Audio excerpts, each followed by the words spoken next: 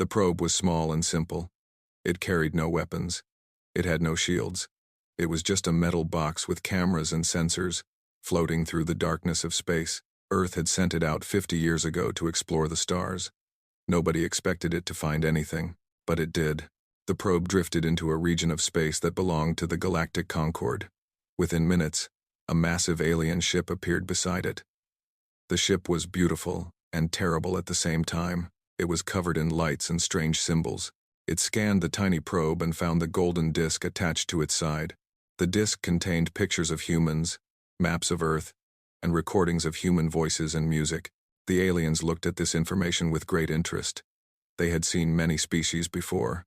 They had seen thousands of worlds join their civilization over millions of years, but they had never seen creatures quite like these humans. The aliens noted that humans were soft, weak, and short-lived. They came from a small planet near an ordinary star. They seemed unremarkable in every way. The Galactic Concorde sent a message to Earth. It traveled faster than light, using technology that humans could not understand. The message was simple. It said that Earth had been discovered. It said that representatives must come to a place called Nexus Prime. It said that humanity must prove itself worthy of joining galactic civilization. The world changed overnight. Governments that had been enemies for decades suddenly worked together. Scientists who had argued about whether aliens existed now scrambled to build a ship that could reach the meeting point. Religious leaders struggled to explain what this meant for their faiths. Ordinary people looked up at the stars and felt very small. 6 months later, humanity sent its first delegation into the unknown.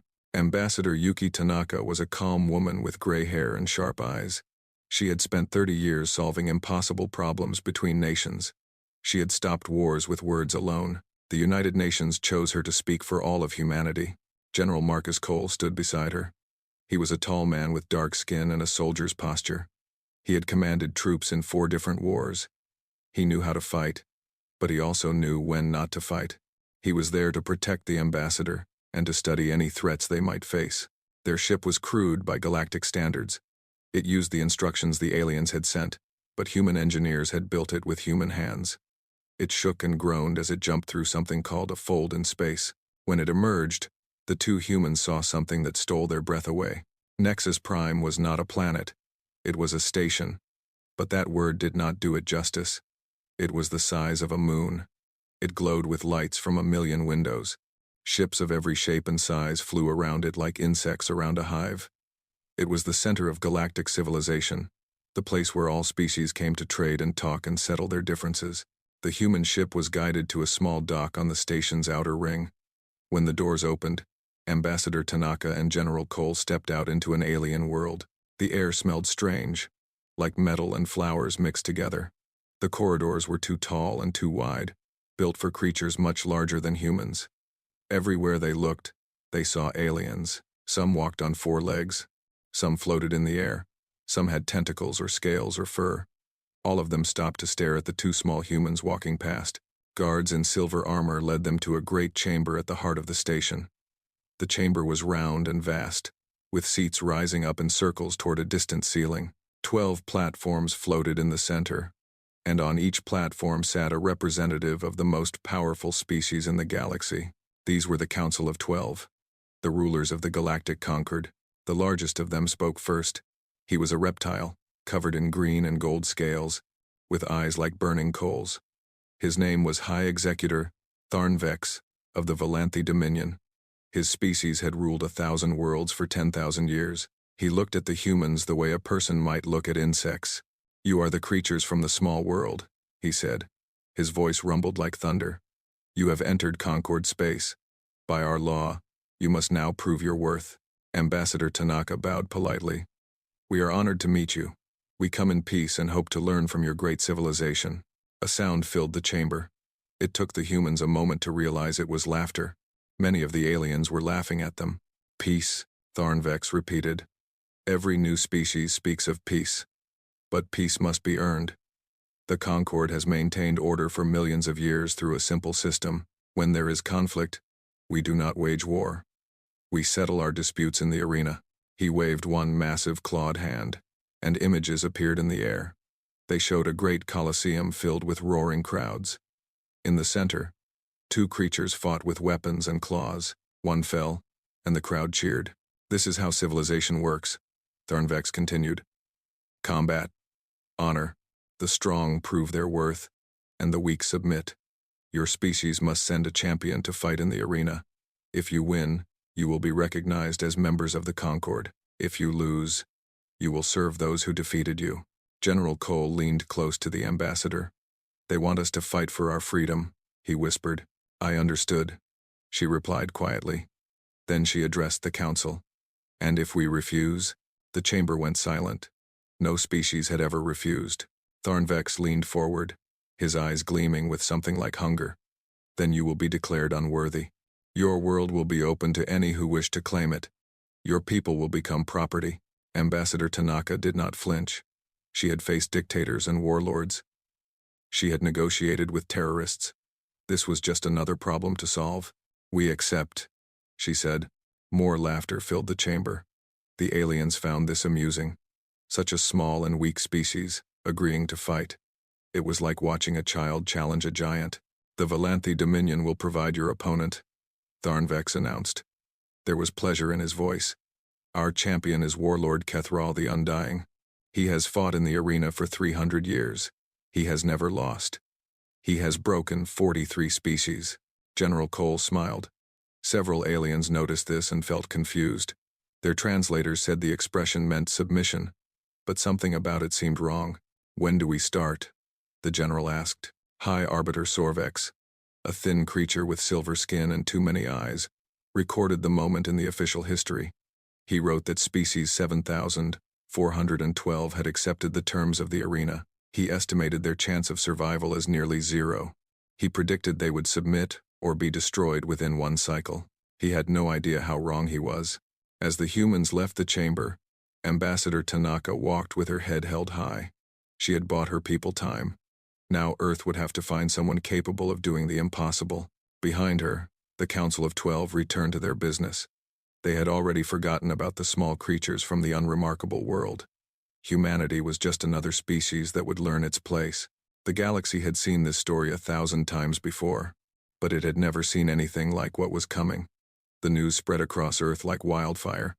Every television, every phone, every computer screen showed the same message. Humanity had been discovered by aliens. Humanity had to fight for its freedom. If they lost, they would become slaves. For 3 days, the world was chaos. People rioted in the streets. Governments declared emergencies. Some people prayed. Others stocked up on food and weapons, preparing for the end. Children asked their parents if the monsters were coming. Then something remarkable happened. The chaos stopped. World leaders who had hated each other for generations stood side by side. Old enemies shook hands. The United Nations created a new organization called the Terran Defense Initiative. Every nation contributed soldiers, scientists, and resources. For the first time in history, humanity was truly united. They had one goal: find a champion who could win. The aliens had sent detailed rules for the arena. Champions could only use weapons that matched their opponent's technology level. No guns, no bombs, no energy shields. The fight would be close and personal, with blades and strength and skill. This rule was meant to humble primitive species who relied on advanced weapons. The Council of 12 did not understand what they had done. General Cole returned to Earth and gathered the greatest military minds in the world. They studied the rules carefully. They watched recordings of past arena fights. They analyzed every move, every technique, every weakness. The aliens fight with honor, Cole told the assembled generals and admirals. They follow patterns. They expect their opponents to do the same. They treat combat like a ritual, not a war. A Russian general named Petrov nodded slowly. They have forgotten what real fighting looks like. Exactly, Cole replied. We need someone who remembers. The search began immediately. The initiative looked at every soldier, every fighter, every warrior on Earth. They tested Olympic athletes and martial arts champions. They examined special forces, operators, and street fighters. They searched prisons for men and women who had killed with their bare hands. Thousands of candidates were considered. Hundreds were tested. Dozens made it to the final selection. But one name kept rising to the top. Sergeant Elena Vasquez was 34 years old. She was not the strongest candidate. She was not the fastest. She was 5 feet 6 inches tall and weighed 140 pounds. On paper, she seemed unremarkable, but her record told a different story. Elena had grown up in a rough neighborhood where survival was a daily challenge. She joined the army at 18 and discovered she had a gift. She could read people. She could predict what they would do before they did it. She could stay calm when everything around her was falling apart. She became a combat search and rescue specialist.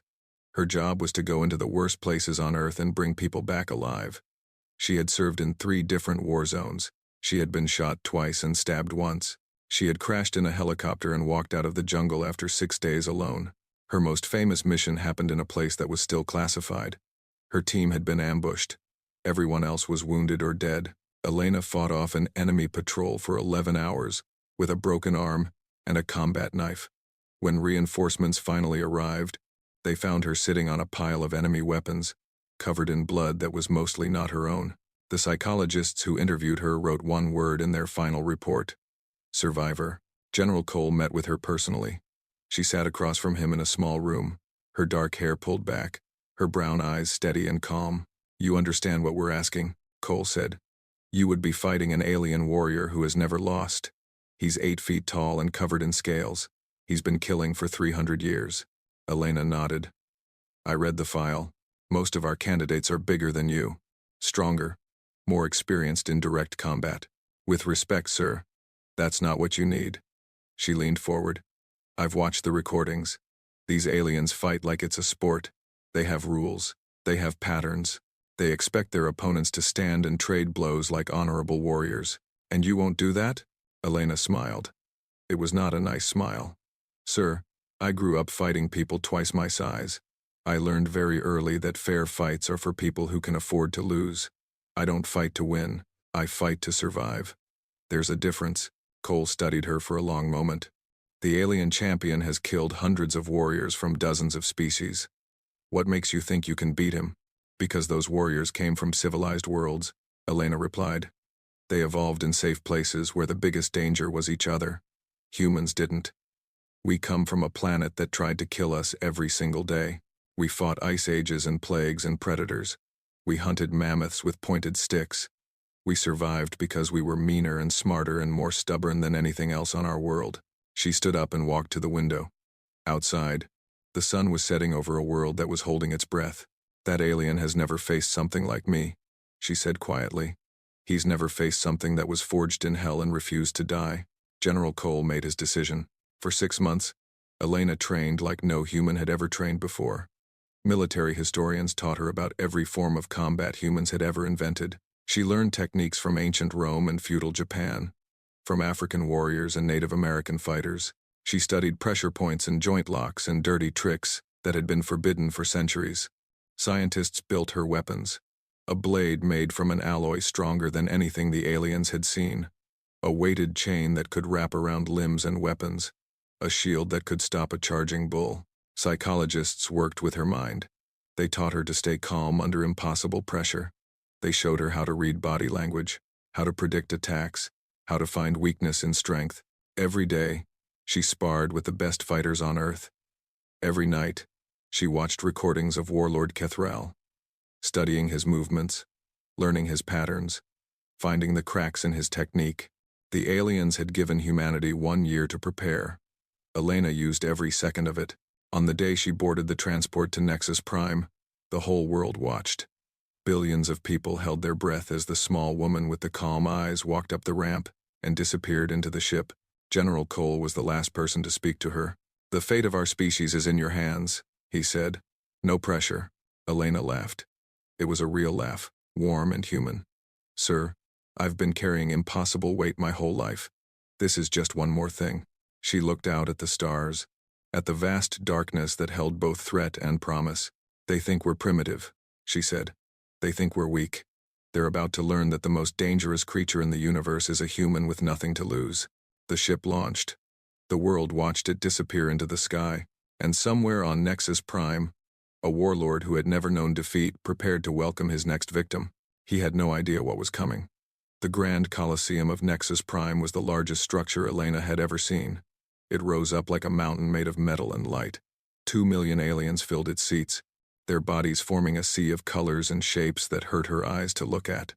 The noise was overwhelming, a roar of voices and sounds that shook the air itself. Elena stood in a small chamber beneath the arena floor. She could feel the crowd's excitement through the walls. They were hungry for blood. Her blood. Ambassador Tanaka stood beside her. "You don't have to do this," she said quietly. "We could try to negotiate. Find another way." Elena shook her head. "There is no other way. They only respect strength. So I'll show them strength." She picked up her weapons one by one. The blade went on her hip. The chain wrapped around her left arm. The shield hung on her back. She wore simple armor made of black material that hugged her body like a second skin. It would not stop a killing blow, but it would let her move fast. A horn sounded above. The crowd grew louder. "It's time," Elena said. The floor beneath her began to rise. Light flooded in as she emerged into the arena. The sand was white and fine, like crushed bone.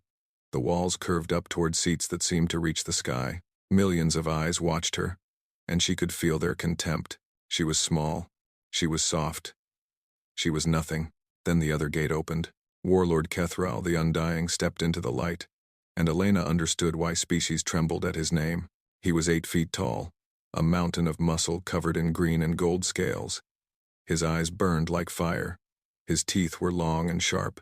In his hands, he carried a warglaive, a weapon with a curved blade on each end. It was as tall as Elena and twice as heavy.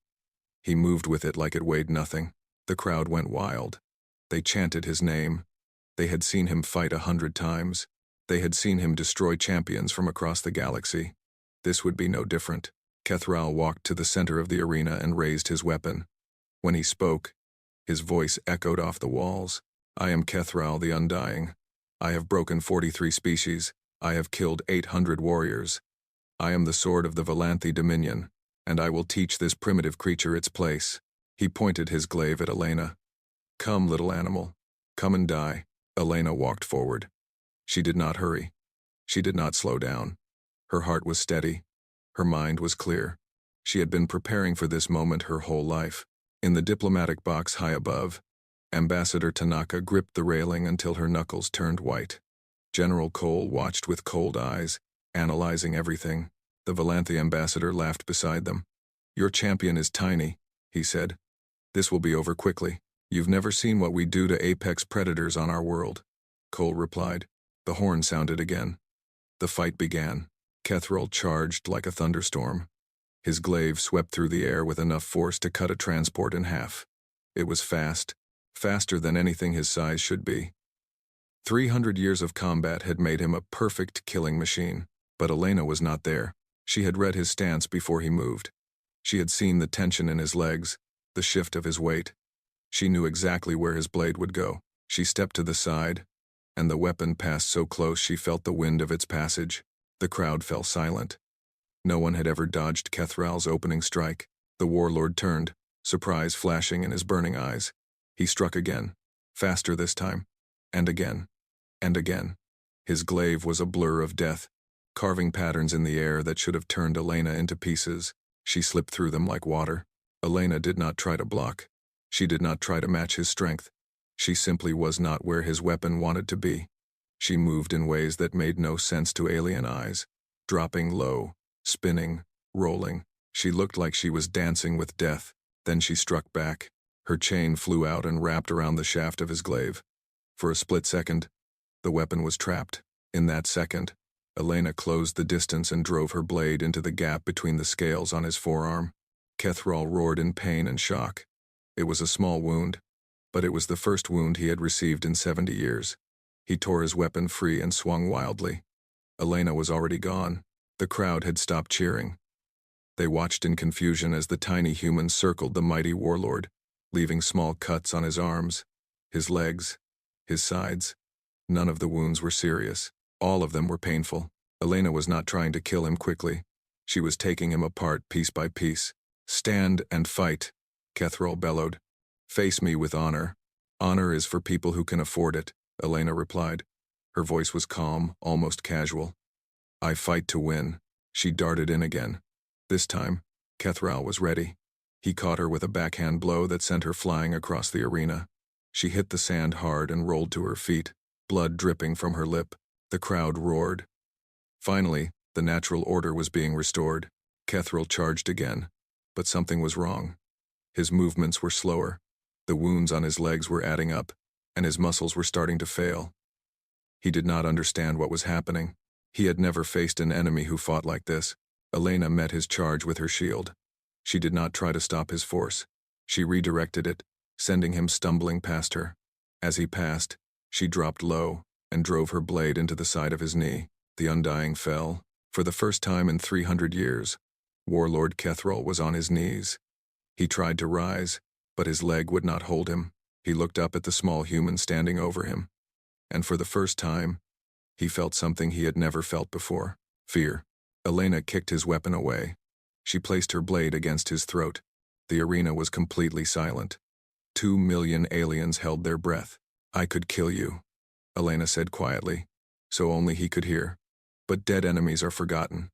Living ones spread the word." She raised her voice so the whole Colosseum could hear. "We are humanity. We crawled out of the mud and conquered a world that tried to kill us every day. We did not reach the stars by being kind or gentle. We reached them by being the most stubborn, most vicious, most creative survivors the universe has ever seen." She looked up at the Council of 12 and their floating platforms. She looked at the millions of aliens who had come to watch her die. "We didn't claw our way to the top of a death world by fighting fair. We did it by being the scariest thing in the dark. Remember that." She lowered her blade and stepped back. Kethril stared at her with something like wonder. He had been shown mercy by a creature he had called an animal. He did not know how to process this. The horn sounded. The match was over. Humanity had won, and the galaxy would never be the same. The celebration on Earth lasted 3 days. People danced in the streets. Strangers hugged each other. For one brief moment, all the old hatreds and divisions were forgotten. Humanity had faced the stars and won. But on Nexus Prime, a storm was building. High Executor Tharnvex stood before the Council of 12, his scales dark with fury. He had watched his greatest champion fall to a creature that should have been nothing more than prey. The shame burned in his chest like poison. "The match was invalid," he declared. "The human fought without honor. She used tricks and deception. This is not combat. This is cowardice." The other council members shifted uncomfortably. Some of them had secretly enjoyed watching the arrogant Valanthi humbled. Others were afraid of what this meant for the old order. High Arbiter Sorvex spoke carefully. The rules were followed. The human used only approved weapons. Victory was achieved according to tradition. Tradition? Tharnvex slammed his fist on his platform. "The tradition is that the strong rule and the weak submit. This human creature has made a mockery of everything we stand for." Ambassador Tanaka rose from her seat in the observation area. "The match is over. By your own laws, humanity has earned recognition. We expect our place in the conquered." Tharnvex turned his burning eyes toward her. In that moment, she saw nothing but hatred. "You will have nothing," he said. "The Valanthi Dominion does not recognize this result. We declare your species unworthy of existence." The chamber erupted in chaos. Council members shouted at each other. Some demanded that Tharnvex respect the outcome. Others called for calm. A few quietly slipped away, not wanting to be part of what was coming. "What are you saying?" Tanaka demanded. "You would break your own laws. Laws exist to maintain order." Tharnvex replied. "Your species is a threat to order. Therefore, you will be eliminated." He turned to address the full council. "I am invoking the right of extermination. The Valanthi Dominion will cleanse this infection before it spreads. Any who interfere will face our wrath." The right of extermination was ancient and terrible. It allowed a major power to destroy a species deemed too dangerous to exist. It had not been used in 50,000 years. General Cole stood beside Ambassador Tanaka. His face was calm, but his mind was racing. "How long do we have?" he asked quietly. "The Valanthi fleet will need 3 years to reach Earth," Tanaka replied. "Maybe 4 if we're lucky. Then we have 3 years to get ready." The human delegation left Nexus Prime that same day. As their ship jumped toward Earth, they began planning. Everything they had learned about alien technology, everything they had observed about alien tactics, would now be put to use. The galaxy thought humanity was primitive. The galaxy was about to learn how fast humans could adapt. 3 years passed. On Earth, the world transformed. The Terran Defense Initiative became a true military force. Factories that once made cars now built warships. Universities that once taught philosophy now taught orbital combat. Every resource, every mind, every hand was dedicated to one purpose: survival. The aliens had given humanity the basic knowledge needed for interstellar travel. Human engineers took that knowledge and improved it. They did not copy alien designs. They studied them, understood them, and then built something better. The first Terran warships were not elegant. They were brutal, functional, and deadly. They carried weapons that merged alien technology with human creativity. Nuclear missiles adapted for vacuum. Railguns that could punch through alien armor. Electronic warfare systems designed to scramble alien communications. But the real advantage was not technology. It was doctrine. For millions of years, the conquered had fought wars according to ancient rules. Fleets met in open space. Champions dueled for honor. Battles were formal affairs with clear winners and losers. Humans did not fight like that. They studied every alien conflict they could find. They analyzed every tactic, every strategy, every mistake. And then they developed something the galaxy had never seen: total war. When the Volanthi fleet arrived at the edge of human space, they expected to find a primitive species cowering in fear. Instead, they found hell. The Battle of the Kuiper Belt began at 0400 hours Earth time. 7 Volanthi battle fleets, carrying enough firepower to glass a planet, jumped into the outer solar system. They formed into their traditional attack formation and began their advance. General Cole watched from the bridge of the TDS Defiance, humanity's first true battleship. Around him, officers worked at their stations with quiet efficiency. They had trained for this moment for 3 years. They're using the standard Volanthi approach, his tactical officer reported. Center column advancing, flanks held in reserve. Cole nodded. The aliens were predictable. They fought the same way they had always fought. Execute Operation Wolfpack, he ordered. The human fleet did not form a line of battle. Instead, small groups of ships scattered and attacked from every direction at once. They struck the flanks, then retreated before the enemy could respond. They targeted engines and communication arrays, not weapons. They did not try to destroy the alien ships. They tried to cripple them. The Volanthi commanders were confused. This was not how war was supposed to work.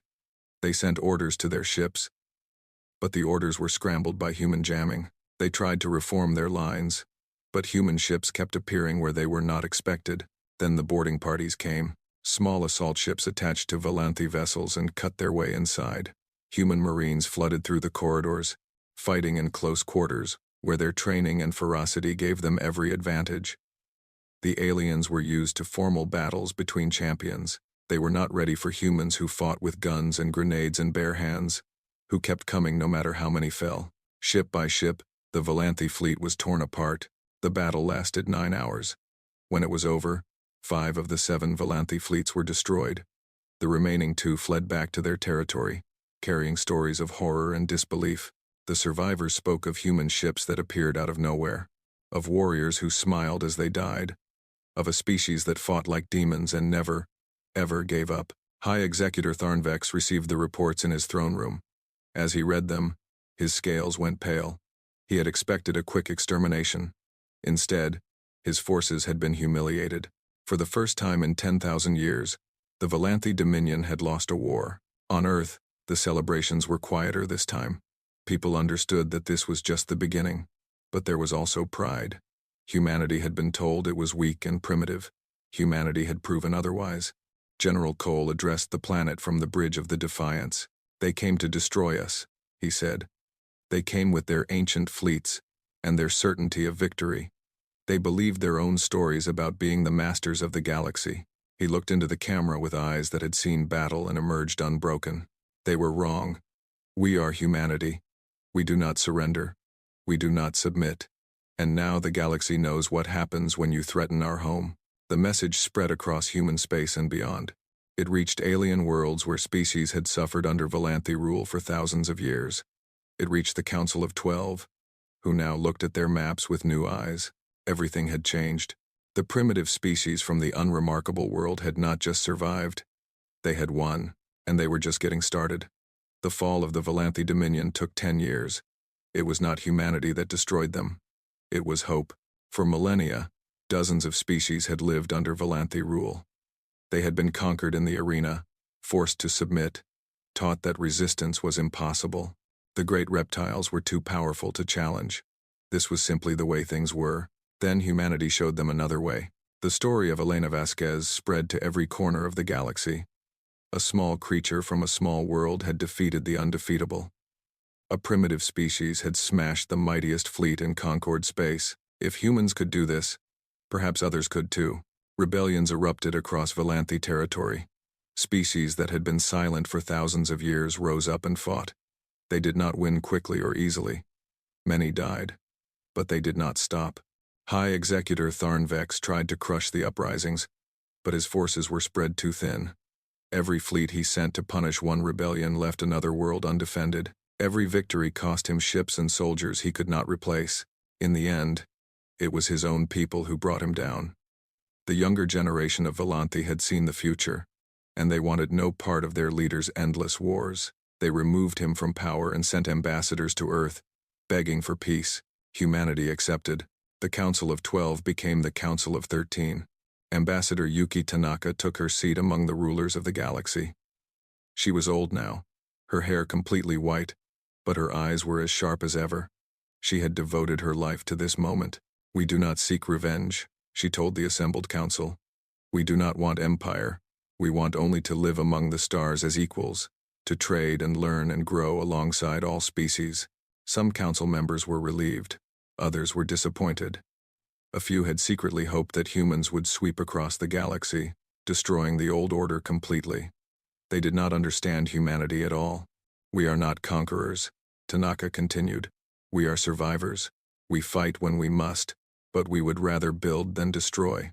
Give us peace, and we will be your partners. Give us war, and we will end you.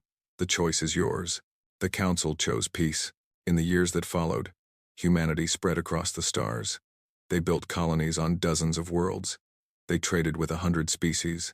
They shared their technology and learned from others in return. The galaxy had never seen anything quite like them. Human ships were everywhere, carrying goods and passengers and ideas. Human engineers helped rebuild worlds devastated by war. Human doctors developed medicines that cured diseases other species had accepted as inevitable. Human artists created works that moved beings who had never experienced emotions quite like human emotions. But the galaxy never forgot what humans could do when threatened. The story was told in bars and temples and schools across 1,000 worlds. The primitive species, the arena, the impossible victory, the devastating war. New generations grew up knowing that humans were not to be challenged lightly. Some species resented this. They called humans dangerous and unpredictable. They whispered that the galaxy would be safer without them. But they whispered quietly, and they never took action. Others celebrated humanity. They saw the small species as proof that the old order could be changed, that the strong did not always have to rule, that courage and determination could overcome any obstacle. Elena Vasquez became a legend. After her victory in the arena, she could have lived a life of luxury and fame. Instead, she chose to teach. She founded the Galactic Academy of Applied Warfare, where beings from across the galaxy came to learn the human way of fighting. Her students were not all warriors.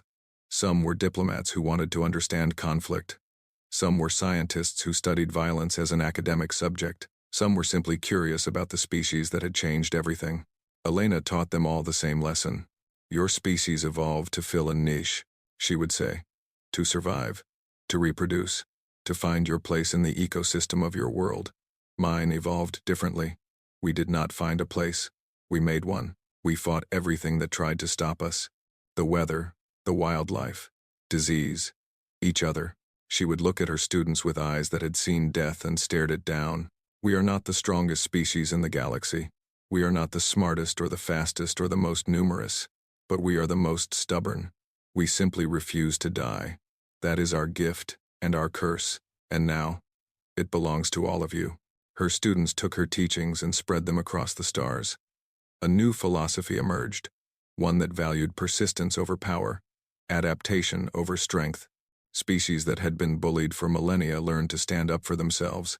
The old ways of dominance and submission slowly faded. General Marcus Cole never stopped serving humanity. He commanded the Terran Defense Force until he was too old to stand on a bridge, and then he advised those who came after. On his deathbed, he was asked what he wanted to be remembered for. "I want to be remembered as someone who helped his species take its place among the stars," he said. "Not through conquest, not through destruction, through sheer bloody-minded determination to survive." He smiled at some private memory. "When I was young, I looked up at the night sky and wondered if we were alone. Now, I know we're not. The galaxy is full of wonders and terrors beyond imagination, and somehow, despite everything, we found our place in it. That's enough for me." He died peacefully, surrounded by family and friends and representatives from a dozen species who had come to pay their respects. Centuries passed. Humanity grew and changed and evolved. They became something more than they had been, but they never forgot where they came from.